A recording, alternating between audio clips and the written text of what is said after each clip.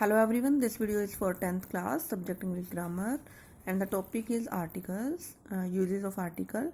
In this video, we learn about the articles and the two types of article, indefinite article or definite article.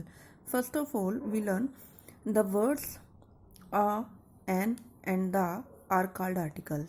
First of all हमने क्या देखा कि यहाँ पर a an और the three words है जिनको हम क्या बोलते हैं आर्टिकल्स.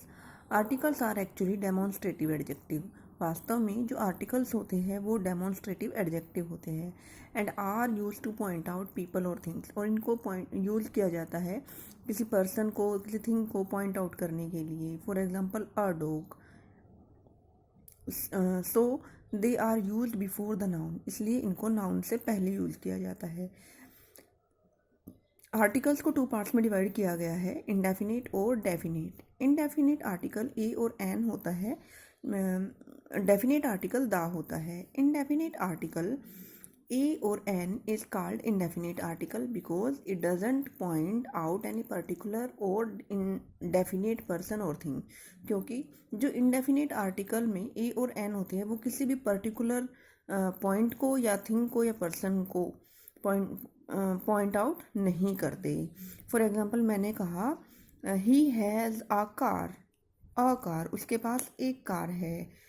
तो यहाँ पर वो एक कार तो बता रहा है, लेकिन ये जो ए यहाँ पर आता है कार से पहले ए, अगर मैं यहाँ बोलती ही हैज़ डैश इंजन, तो इंजन में ई है और कार में सी है.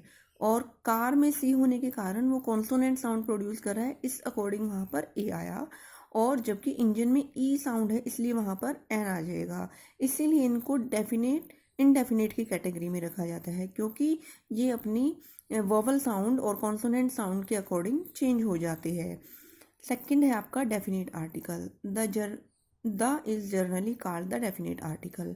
द को जनरली हम डेफिनेट आर्टिकल बोलते हैं because it is used when we speak to some particular और डेफिनेट पर्सन और थिंग. क्योंकि ये किसी भी पर्टिकुलर पर्सन और थिंग के बारे में हमें बताता है.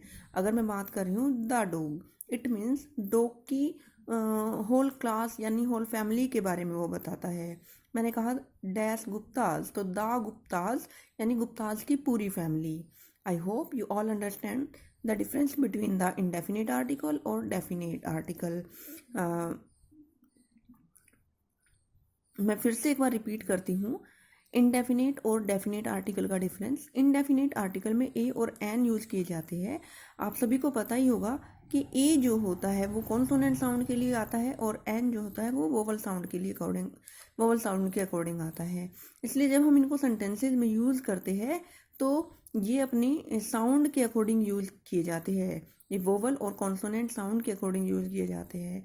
अगर फिलअप से के बाद कोई वर्ड वोवल साउंड प्रोड्यूस करता है तो हम एन का यूज़ करेंगे, और कोई वर्ड कॉन्सोनेंट साउंड प्रोड्यूस करता है तो हम ए का यूज़ करेंगे. इसलिए इसको इनडेफिनेट आर्टिकल कहा है.